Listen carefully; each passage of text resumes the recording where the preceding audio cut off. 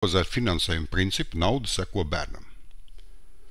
Ar diferencētu pieeju mēs nosakam optimālo skolēnu skaitu un optimālo finansējumu. Faktiski tas būtu valsts izglītības informācijas sistēmas uzdevums, un šī sistēma drīzumā tiks ieviesta. Tomēr publiski pieejamā informācija, vismaz man zināmā, nedod pārliecību, ka valsts izglītības informācijas sistēma spēš šo jautājumu atrisināt. Runājot par diferencēto pieeju, vai tas nozīmē, ka mēs diferencēt vērtējam skolēnus, vai tas nozīmē, ka mēs diferencēt vērtējam skolas, ko nozīmē diferencēt pieeja?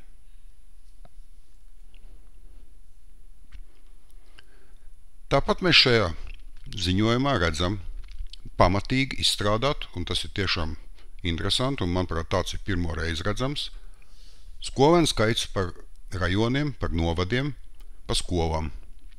Teiksim, norādīts ar kaut kādām robežām 100, 160 skolēnu. Šis sadalījums patiesi ir ļoti nevienmērīgs.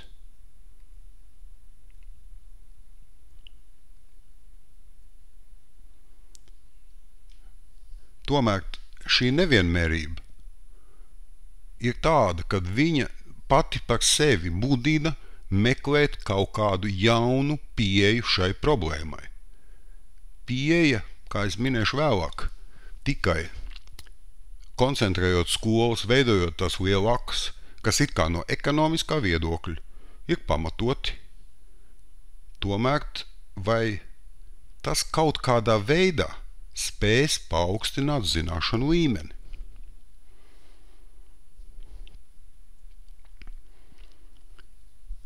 Drusciņ varbūt tās lec ārā, bet tomēr interesants ir materiāls par to, kad ar Eiropas naudas atbalstu ir modernizēti dabas zinātņi un matemātikas kabineti.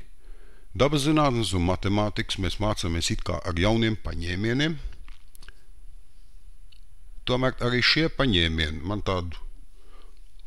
izraisa tādu viedokli, ka mācot faktiski dabas zinātnes, fiziku un vēl līdzīgus priekšmetus, joprojām notiek tāpat instrukcijas sniegšana, kā es to saprotu. Vispirms izstāst formulu, jeb izstāst parādības aprakstu, definēto, un tad tā kā negribīgi tā kā tas būtu nesvarīgi, kāpēc tas tiek darīts? Vai gan no cilvēks zināmajiem rakstītiem vēstures mēs zinām, ka dzinējspēks vienmēr ir bijis vēlme uzzināt, kāpēc tas notiek tā, ko arī pēc tam izpēt, uzzina un apraksta.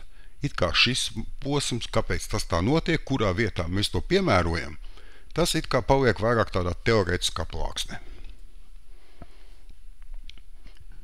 Secinājumi, kas rodas sakārtojot skolu tīklu. Palielināsies attālums vecāko klašu skolēniem. Jā, vidējā izglītība tā jau ir daudz specifiskāk nekā pamatizglītība, un tur varbūt patiešām vērts koncentrēt, teiksim, skolas ar labāk aprīkotas, ar labāku mācību spēku sastāvu. Turpretī finansējums, kas nepieciešams. Es nedomāju, ka tas būs iespējams, teiksim, tuvāko gadu laikā. Līdz ar to, ja nav finansējums, kurš nodrošina skolu ēku pielāgošanu, skolu autobusu iegādu, ceļu infrastruktūras sakārtošanai, viss šis pētījums, pareizāk sakot, šī vēlme pārveidot izglītības sistēmu un tīklu, ir pakļaut lielam šaubam. Darbvietu skaits samazināšanās izglītības sektorā. Protams, tās samazināsies jebkurā gadījumā. Tomēr pēdējais punkts par to, kas neradīs lielāku bezdarbu, es gribētu teikt, ka šis ir tāds mierinājuma punkts un drusciņ varbūt pat negodīgs. Darbvietu skaits samazinājums jebkurā gadījumā radīs bezdarbu. Minēt turpmākā rīcība, valsts atbildība. Par valsts atbildību varētu tam visam piekrist, ja tam ir nauda, Bet vienai lietai, kas man gan liekas interesanta. Un šī interesantā lieta ir pedagoga palīga amata ieviešana. Tātad, ko manā izpratnē darīs pedagoga palīgs? Pedagoga palīgs kārtos birokrātijas noteiktos papīrus, atskaites, veiks visus šādus veidus sekretāra darbus. Paretam, varbūt sagatavos klasi kaut kādam eksperimentam. Varbūt, kad tai vietā, lai ieviestu pedagoga palīga amatu, būtu vērts samazināt birokrātiskās prasības skolotāju darbam. Cita lieta, un ko es tā arī saprotu, samazinot skolotāju skaitu un, lai nepalielinātu bezdarbu, iespējams mazāk spējīgos skolotājus pārkvalificēs par pedagogu palīgiem.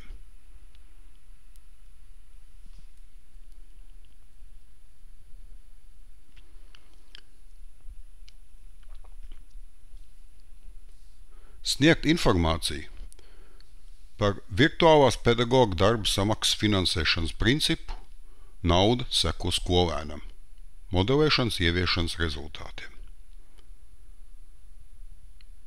Šis ir interesants jautājums, un nav skaidrs, vismaz man, vai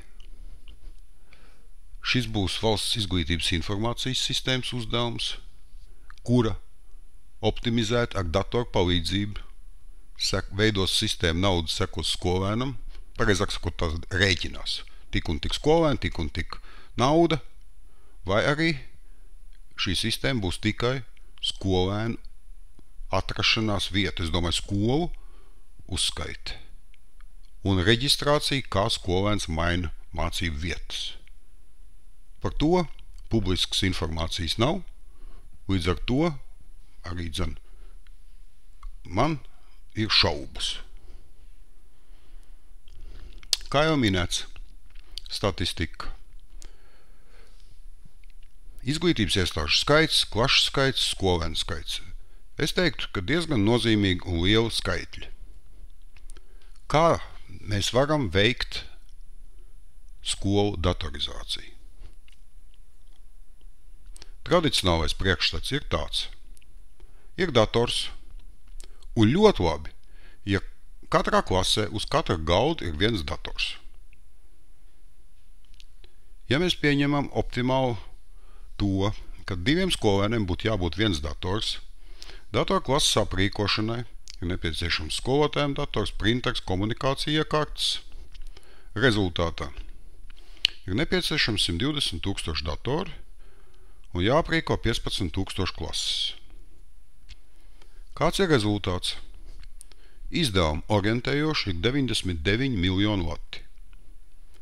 Skolotāji iegūst datoru klasē, skolēni iegūst vienu stacionāro datoru 2, un šos dators gan skolotāji, gan skolēni var izmantot tikai atrodoties klasē. Un valsts izdevumi ir 99 miljonu lati. Modernizēts priekšstats tradicionālais, kad stacionārā datora vietā mēs dodam klēpjdatoru. Faktiski pie šiem pašiem rādītājiem 2 skolēniem viens dators, aprīkot klase, ievērojot to, ka klēpjdators ir nedaudz dārgāks par stacionāro, pieaug arī izdevumi līdz 111 miljoniem. Bet mēs iegūstam 2 skolēniem vienu mobilu datoru, kuru var lietot gan skolā, gan mājās. Protams, paliek jautājums par atbildību, kurš atbild skolnieks, skola vai vecāki par šo iekārtu. Valsts izdevums 111 miljoni. Tad iespējams ar mobīliem datoriem, klēpjdatoriem klasiski